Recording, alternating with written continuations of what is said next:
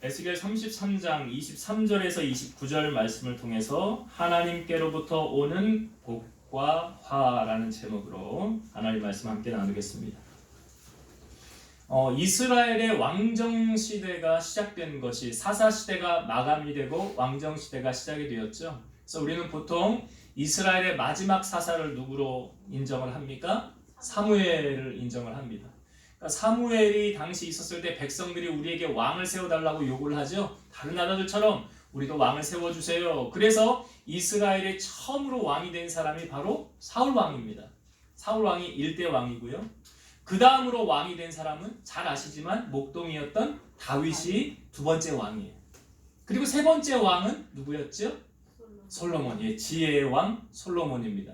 근데 솔로몬의 말년에 그가 후궁들을 1000명을 들였는데 하나님을 경배하지 않고 그 마음이 여인들에게 뺏겨서 하나님을 떠나게 되지요. 그러면서 나라가 어떻게 되죠? 둘로 갈라지게 되었죠. 북이스라엘과 남유다로 갈라지게 되었어요. 그러니까 북이스라엘은 역사가 쭉 진행되면서 주전 722년에 먼저 멸망을 당하게 됩니다. 아수르라는 나라에 의해서 멸망을 당하게 돼요. 그러니까 아수르가 한 번에 쳐들어와서 이스라엘은 한 번에 먼저 멸망을 당하게 됩니다. 그리고 나서 이제 남은 나라는 남유다죠. 둘로 나뉘어졌는데 이 남유다는 어떻게 멸망을 당하게 됩니까? 바벨론이라는 나라가 주전 605년에 먼저 한 번 쳐들어와요. 그래서 이 남유다의 사람들을 포로로 잡아갑니다. 먼저. 그때 이제 먼저 처음에 잡혀간 사람이 우리가 잘 아는 유명한 사람 다니엘이라는 사람이 605년에 처음으로 먼저 잡혀가게 되는 거예요. 그래서 다니엘이 그 나라에서 바벨론에서 유능한 인재들을 뽑을 때 유대인들 포로로 잡혀온 사람들 중에 뽑혔지요. 새 친구들과 함께. 그래서 그 나라의 총리로 다스리게 되잖아요. 낯선 땅에서. 그럼 그 다음에 두 번째로 또 언제 이 바벨론이 침공을 해서 이 사람들을 잡아가냐면 597년에 605년에 1차로 잡아가고 두 번째 또 와서 597년에 2차로 와서 사람들을 잡아. 아직 나라가 멸망하진 않았어요. 그런데 이 2차로 잡아갈 때 이제 간 사람들 중에 유명한 사람, 성경이 우리에게 알려주는 사람이 누구냐면 에스겔이에요. 에스겔이 그때 2차로 잡혀가는 거예요. 그리고 이 나라가 언제 멸망합니까? 586년에 3차로 바벨론이 쳐들어와서 그 나라가 이제 완전히 그 땅이 멸망을 당하게 되는 거예요. 오늘 우리가 살펴볼 말씀은 이 에스겔이라는 선지자를 통해서 살펴보길 원해요. 그러면 생각해 보세요. 지금 에스겔이 포로로 잡혀갔지요. 그러면 에스겔은 지금 어디에 있는 것입니까? 바벨론이라는 땅에 있는 거예요. 그 바벨론이라는 그 땅에서 하나님께서 에스겔을 부르시는 거예요. 그러니까 하나님은 시와 공간을 초월하시는 분이시죠. 한국에만 계시는 하나님이 아니잖아요. 미국에도 계시고 영국에도 계시고. 하나님은 무소부재하신 전능하신 하나님, 그것을 성경에 만물을 통치하시는. 그러니까 이스라엘 남유다가 마지막으로 멸망당할 때 그 이스라엘에서 활동했던 선지자는 누굽니까? 예레미야. 예레미야는 당시 남유다에서 여러분 주님 앞에 돌아오세요, 회개하세요 이렇게 외쳤던, 마지막까지 외쳤던 선지자가 누구냐면 예레미야고, 현장에서. 지금 597년에 낯선 땅에 와서 하나님의 부름을 받아 거기서 선지자 역할을 했던 사람은 누구라고요? 에스겔. 그러니까 에스겔은 시대적인 배경이 어디냐면 이스라엘이 아니에요. 유다가 아니에요. 바벨론에서 활동한 사람이에요. 그러니까 에스겔은 사실 이 제사장 가문의 출신이거든요. 붓이라는 사람의 제사장 출신의 아들인데 597년에 이 느부갓네살이 이 여호야긴 왕하고 귀족들하고 이렇게 높은 지위에 있는 사람들 잡아갈 때 포로에 섞여서 에스겔도 같이 잡혀가는 거예요. 처음에 에스겔이 잡혀갈 때 그 당시 나이가 몇 살이었냐면 25살이었어요. 혈기왕성한 청년 아니었습니까? 그 25살에 잡혀갔는데 그 땅에 도착해서 5년 되었을 때 에스겔 처음에 시작이 될 때 보면 그의 나이 30살에 이렇게 시작이 돼요. 그러면 포로로 잡혀온 지 5년 지났지요. 5년 지난 후에 하나님께서 에스겔을 부르십니다. 그리고 에스겔이 사역을 시작한 나이는 30살. 예수님의 나이가 똑같죠. 예수님 30살부터 사역 시작하셨잖아요. 에스겔이 30살부터 그 사역을 시작한 거예요. 어디서요? 바벨론에서. 그러니까 하나님께서 그 선지자로 소명을 받아서 571년까지 약 22년 동안 선지자로 사역을 한 거예요. 그러니까 에스겔이 활동한 곳은 바벨론이고 사실 포로로 잡혀온 이스라엘 민족들을 대상으로 사역을 한 거예요. 그러니까 지금 포로로 잡혀왔던 이스라엘 백성들에게는 뭐 나라를 아직 잃지는 않았지만 우리가 포로로 잡혀왔고 다시 언제 돌아갈 소망도 없고 기약도 없는 거 아닙니까? 그러니까 이스라엘 백성들에게는 이제 돌아갈 곳도 아직 나라가 완전히 멸망되어지진 않았지만 돌아갈 곳도 없고 포로로 잡혀왔으니까 우리 자유도 없고 그러니까 뭐 우리 이제 낯선 환경에서 그냥 이렇게 살다가 그냥 우리 인생 여기서 끝나는 거 아니냐. 절망 가운데 있는 이스라엘 백성들을 향하여 하나님의 부름을 받은 에스겔이 하나님의 말씀을 선포하는 거예요. 그 낯선 땅에서. 그럼 여러분, 하나님께서 에스겔을 왜 부르셨습니까? 부르신 이유와 목적이 뭘까요? 하나님께서 그를 부르셨을 때 하나님은 에스겔에게 너는 파수꾼의 사명을 감당하라 그래요. 파수꾼이 뭐 하는 사람이냐면 경계하여 지키는 일을 하는 사람이래요. 그러니까 파수꾼이 이렇게 왜 보초 같은 거 설 때 이렇게 딱 지켜서 저쪽에서 적이 오는가 안 오는가 지키는 사람 있잖아요. 그 파수꾼이에요. 그러니까 하나님께서 에스겔로 하여금 파수꾼의 사명을 주신 거예요. 아니 그런데 지금 나라를 빼앗겨서 포로로 잡혀왔는데 여기서 무슨 파수꾼의 사명을 하나님이 에스겔에게 하라고 주셨을까? 조금 의아해할 수 있잖아요. 그런데 하나님께서 이스라엘 민족을 향하여 왜 이 사람을 선택하여 이 말씀을 하셨냐면 우리 성경의 역사를 보면 예레미야를 통하여 우리에게 말씀하시지만 남유다가 바벨론에 의해 멸망을 당하죠. 근데 예레미야가 예언을 했잖아요. 하나님의 감동을 받아 하나님이 주신 말씀을 선포한 건데 이 나라가 멸망을 당할 거지만 우리가 70년 뒤에 다시 하나님께서 우리 나라를 회복하실 것입니다. 그래서 나중에 고레스 왕을 세워서 포로로 잡혀있던 이 사람을 1차, 2차, 3차에 의해서 너희 나라로 돌아가라, 고국으로 돌아가라. 우리가 느헤미야 말씀도 나누었지만 성벽 외곽을 세우는 사건, 에스라를 통해서 다시 먼저 가서 이제 성전을 다시 구축하는 사건. 그러니까 하나님의 회복이 다시 있다는 거예요, 없다는 거예요? 있다는 거예요. 소망을 주시는 거예요. 영원히 내가 너희를 멸망시키지 않고 다시금 회복하게 할 것이다 라는 소망을 주기 위해서 이 낯선 땅에 에스겔을 하나님이 선지자로 부르셔서 백성들에게 소망을 주게 하시는 거예요. 자, 그러면 하나님께서 지금 에스겔을 선지자로 불렀을 때 그의 나이 이제 30살. 사실은 597년에 포로로 잡혀와서 5년이 지나지 않았습니까? 그러니까 그때 하나님의 부름을 받았는데 오늘 우리가 읽은 에스겔 33장의 연도는 언제냐면 자 제가 아까 말씀드렸듯이 여러분 남유다가 언제 멸망당했다고요? 네, 언제 멸망당했다고요? 네, 들으셨는데 잊어버리셨죠? 다 기억하시면 제가 할 게 없잖아요. 자꾸 잊어버려요 제가. 586년에 아까 포로로 잡혀온 게 597년에 그러면 한 12년이 지났어요. 지금 포로로 잡혀온 지 12년이 지났는데 자 어떤 소식이 들려오냐면 나라가 멸망당했다. 우리 나라가 없어졌다. 그러니까 에스겔 33장은 지금 남유다가 멸망당한 시점에 하나님께서 에스겔에게 말씀하시는 사건이에요.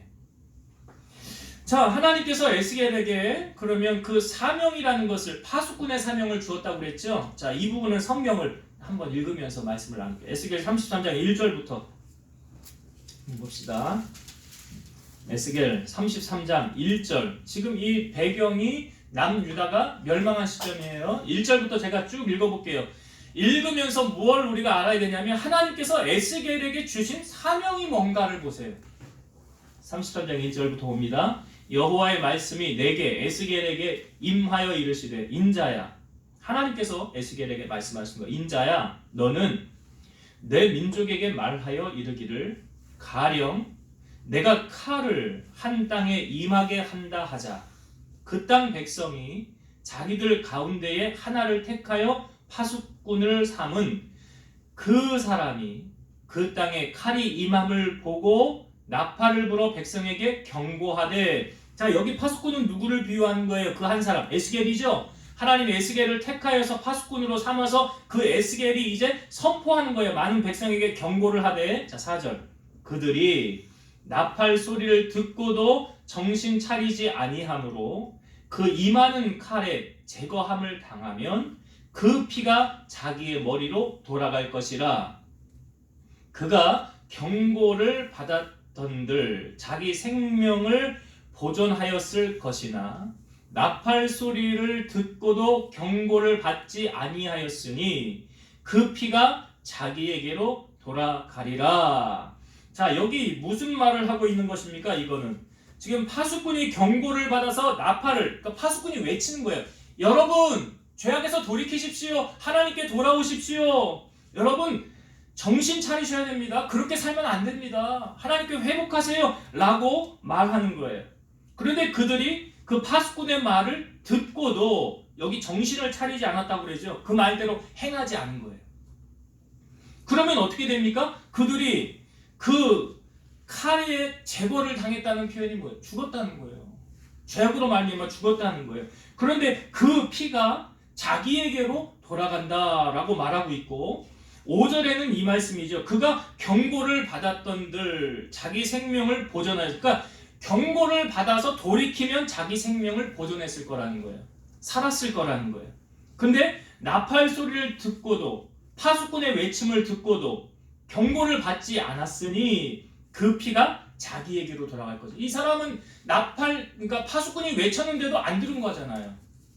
돌아와라 외쳤는데도 안 들은 거니까 이 사람은 복음을 들었음에도, 외침을 들었음에도 말을 듣지 않았으니까 그 자기 죄악으로 말미암아 그 사람은 죽은 거예요. 자, 그러나 6절을 보세요. 6절. 그러나 칼이 임함을 파수꾼이 보고도, 파수꾼은 외치는 자의 사명이라고 그랬죠? 칼이 임함을, 이제 심판이 임할 것을 파수꾼이 보고도 나팔을 불지 아니하여 백성에게 경고하지 아니하므로 그 중에 한 사람이 그 임하는 칼에 제거당하면 그는 자기 죄악으로 말미암아 제거되려니와 그 죄는 내가 파수꾼의 손에서 찾으리라. 이거는 무슨 말입니까? 자, 이제 파수꾼이, 하나님께서 쉽게 말하면 선지자 파수꾼에게 야, 너 나팔을 불어, 너 복음 외쳐 라고 말했어. 근데 안 외친 거예요. 파수꾼이 안 하는 거예요. 그럼 외치지 않음으로 말미암아 그 악인이 여기 어떻게 돼요? 경고를 몰랐잖아요. 안 받았잖아요. 그러니까 칼에 제거를 당해서 죽었어요. 근데 그는 자기 죄악으로 죽었지만 그 죽는 것으로 끝난 게 아니라 뭘 말하는 거예요? 그 죄는 내가 파수꾼의 손에서 찾으리라. 이게 무슨 말입니까? 그 악인은요, 그냥 그 죄 때문에 죽었어요. 그런데 파수꾼이 외치지 않은, 복음을 전하지 않은 그 죄는 누구에게 찾는다고요? 파수꾼에게. 네가 외치지 않았잖아. 네가 만약에 외쳐서 그가 돌이켰으면 살았을 거야. 네가 외쳤는데도 그가 돌이키지 않으면 그는 어쩔 수 없는 거야. 죄악으로 죽은 거야. 그 죄값을 내가 너에게 묻지 않아. 그러나 네가 만약에 외치지 않음으로 말미암아 그 악인이 죽으면 그 죄값은 내가 누구에게 찾는다고요? 파수꾼에게. 자, 이 말씀이 지금 이스라엘 남유다가 멸망할 시점에 하신 말씀이죠. 근데 동일하게 하나님이 처음에 에스겔을 부르셨을 때 이 동일한 말씀을 그때 또 하셨어요. 한번 볼까요? 성경 한번 봅시다. 앞으로 넘기셔서 에스겔 3장을 한번 찾아보세요. 처음. 에스겔 3장 16절부터 1154페이지.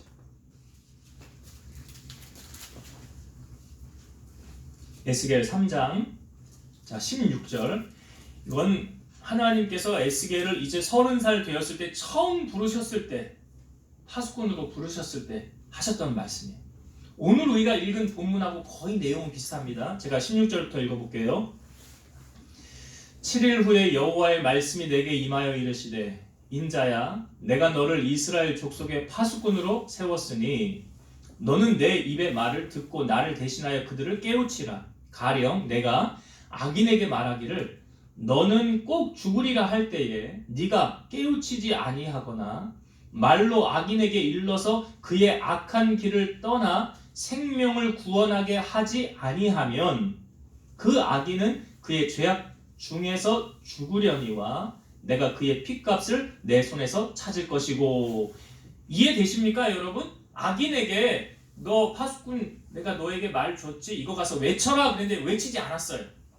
파수꾼이 외치지 않아서 그러면 악인이 죽었어요.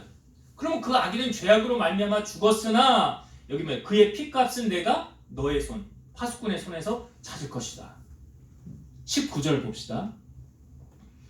네가 악인을 깨우치되 그가 그의 악한 마음과 악한 행위에서 돌이키지 아니하면 그는 그의 죄악 중에서 죽으려니와 너는 내 생명을 보존하리라.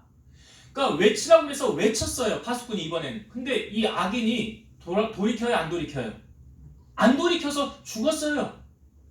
나는 외쳤는데 그는 돌이키지 않아서 죽었어요. 그러면 그 죄는 그 죄악 중에서 그는 죽지만 네 생명은 보존된대잖아요. 20절 봅시다. 20절. 이번에는 의인들을 향하여 말씀하시는 거예요. 20절.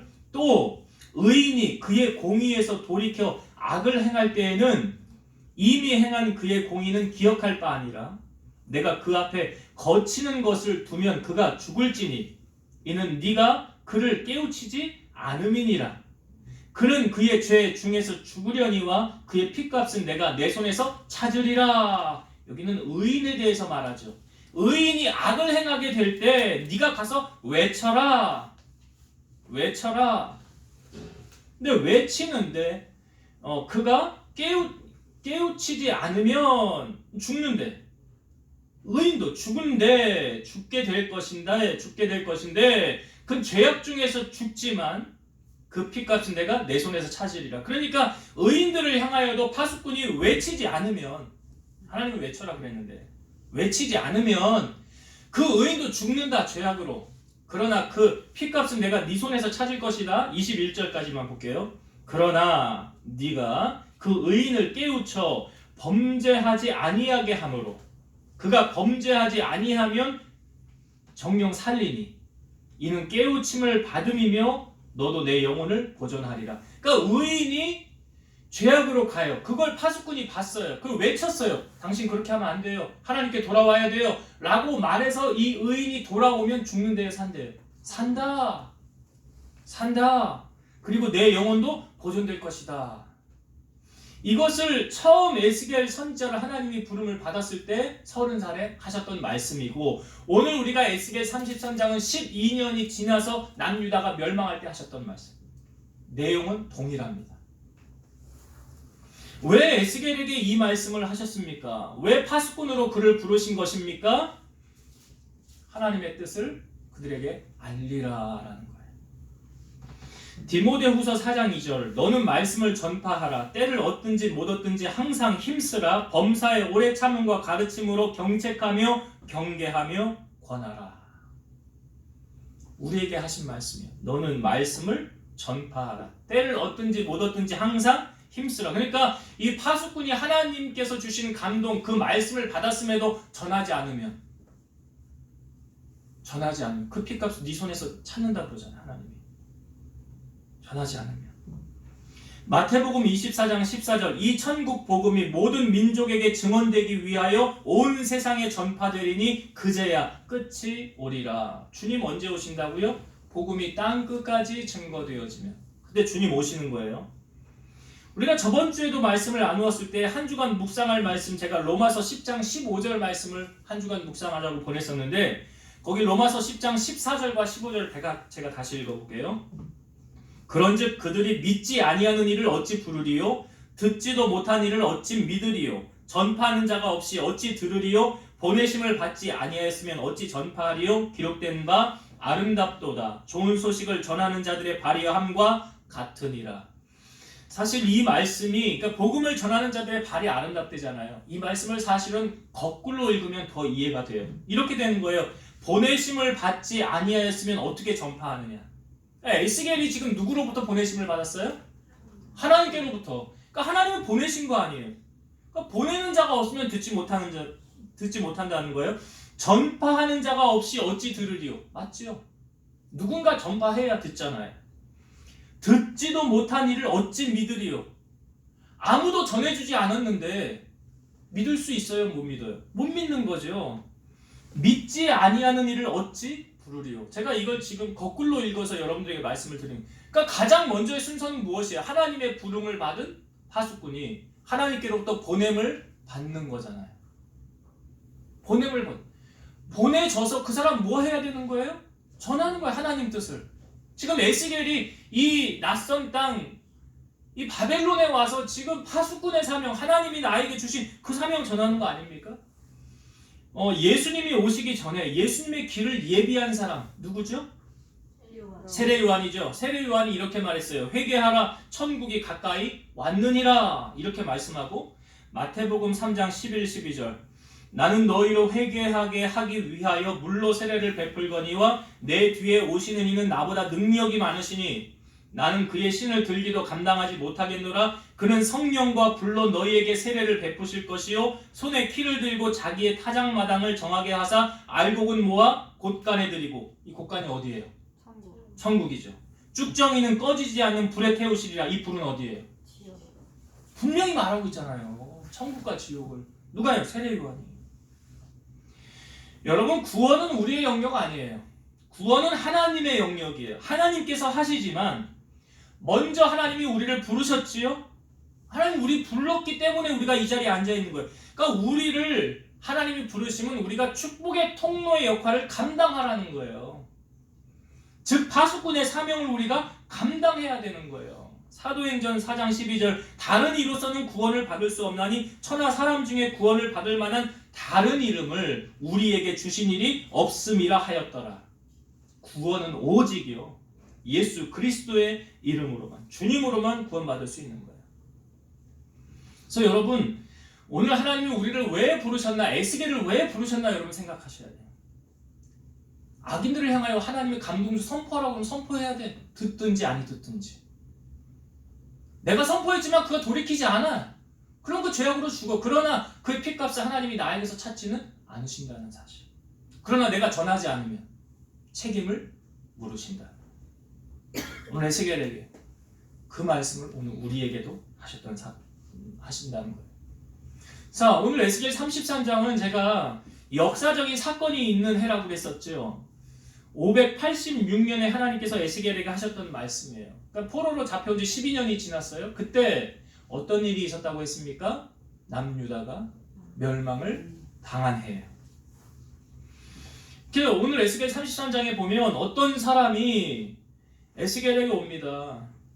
이 성경의 구체적인 날짜까지도 우리에게 보여주고 있거든요. 자, 이 성경을 한번 봅시다. 다시 에스겔 33장으로 와서 21절, 22절은 제가 안 봤는데, 자, 21절과 22절 한번 볼게요. 에스겔 33장 21, 22절 읽습니다. 우리가 사로잡힌 지 12째 해, 이 포로로 잡혀온 지 12째 해, 10째 달, 5째 날에 예루살렘으로부터 도망하여 온 자가 내게 나와 말하기를 그 성이 함락되었다 하였는데, 어떤 소식입니까? 나라가 함락됐다. 나라를 잃었다. 그 어떤 사람이 도망와서 나에게 말해줬다는 거예요. 22절. 그 도망한 자가 내게 나오기 전날 저녁에 여호와의 손이 내게 임하여 내 입을 여시더니 다음 아침 그 사람이 내게 나올 그때에 내 입이 열리기로 내가 다시는 잠잠하지 아니하였노라. 이게 무슨 말입니까? 남유다가 멸망당하기 전날에 하나님께서 에스겔에게 오셔서 말씀해 주셨다는 거예요. 그 말씀한 내용이 바로 오늘 우리가 읽은 본문의 23절부터 나오는 내용이에요. 그러니까 나라가 멸망하기 전날 하나님께서 이미 에스겔에게 오셔서 말씀한 내용, 그 도망온 자가 와서 말하기 전에 하나님께서 이미 에스겔에게 지금 말씀한 내용이 무엇이냐? 자, 24절부터 읽어봅니다. 24절부터 인자야, 이 이스라엘에, 이 황폐한 땅에 거주하는 자들이 말하여 이르기를, 그 이스라엘에 있는 사람들이, 남유다에 거주하는 사람들이 이르기를, 아브라함은 오직 한 사람이라도 이 땅을 기업으로 얻었나니 우리가 많은즉 더욱 이 땅을 우리에게 기업으로 주신 것이 되느니라 하는도다. 그러니까 지금 이 이스라엘의 조상 누구로 말합니까?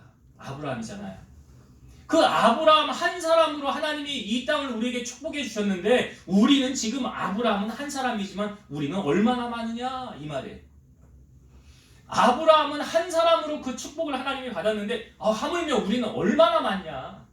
아브라함은 한 명인데 우리는 너무 많지 않냐. 그 말을 하는 거예요.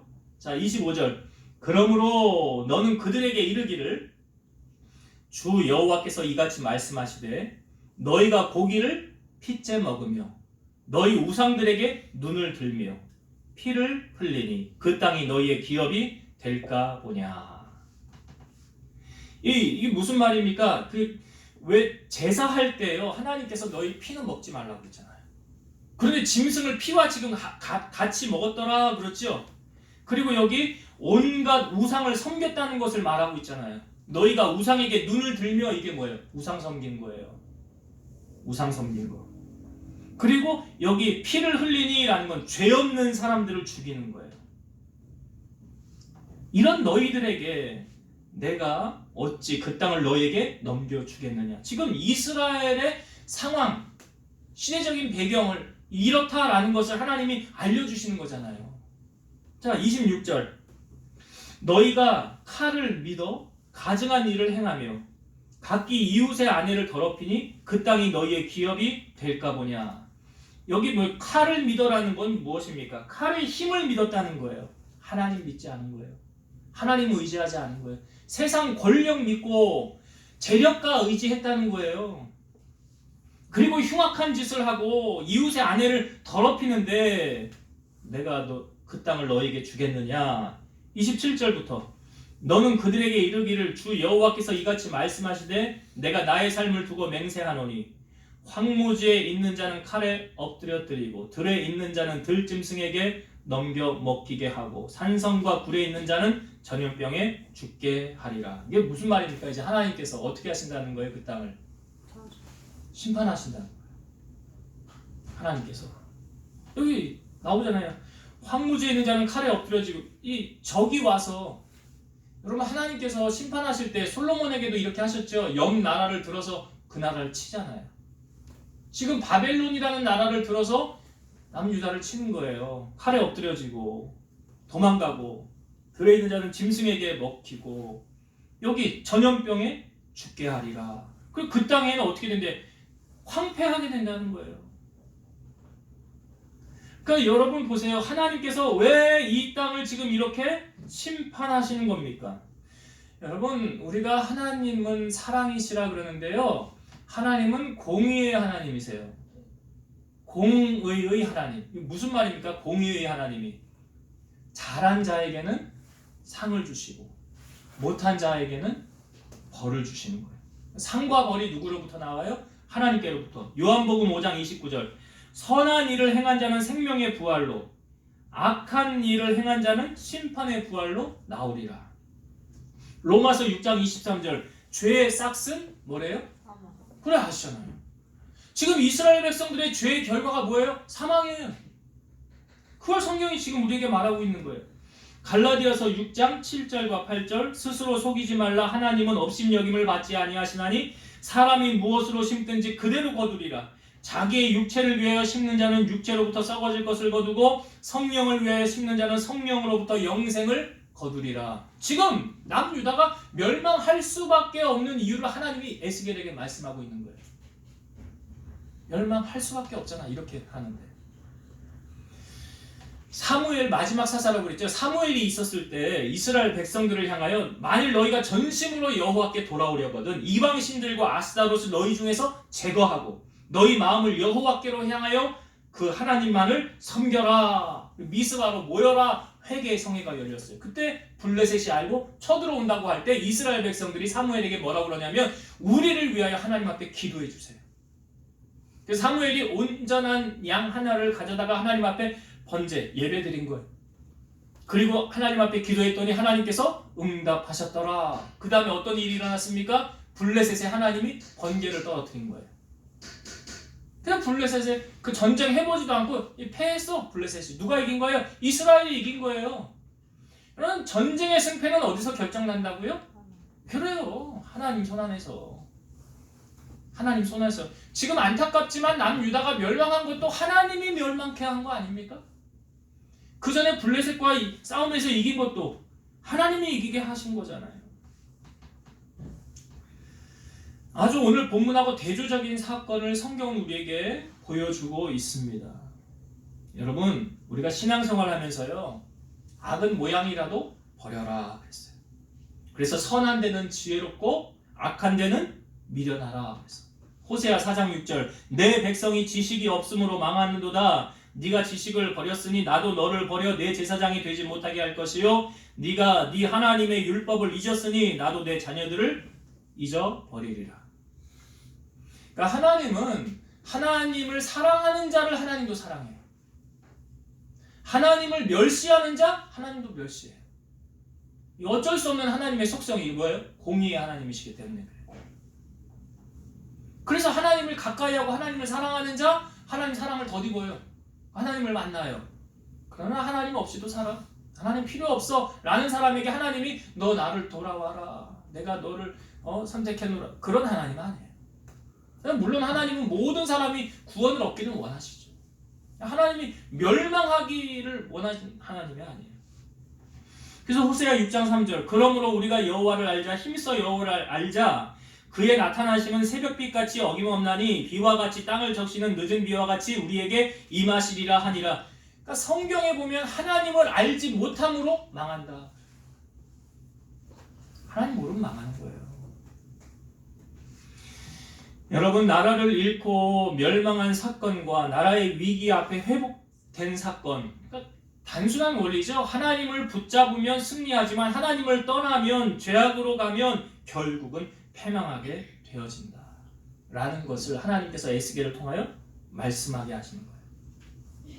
자, 한 가지만 더 은혜를 나누고 마칠게요. 자, 에스겔이 이제 사람들에게 이야기를 하죠. 이제 말 선포하려고 그러는데, 자, 백성들의 반응이 어떤가?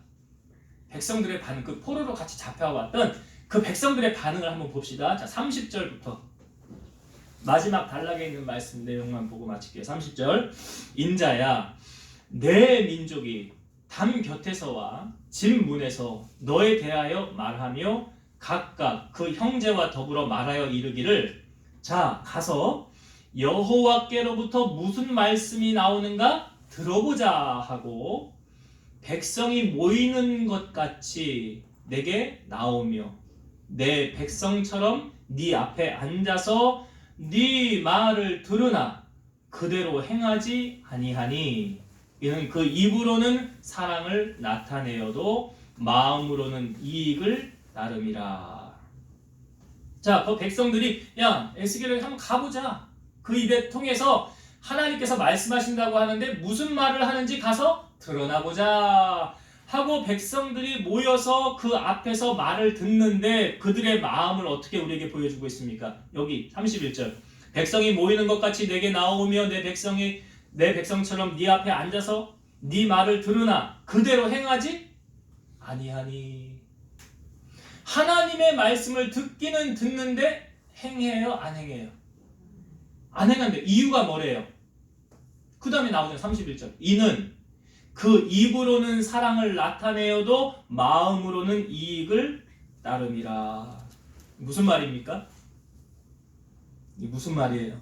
듣기는 듣는데 행하진 않아. 왜요? 아이, 그건 나한테 유익이 안 돼. 아이, 그 말은 나하고 상관없는 말이야. 그러니까 뭐냐, 입에 맞는 떡만 먹는 거예요. 내게 적용하고 싶은 말씀만 적용하는 거예요. 아, 이건 나하고 상관없어.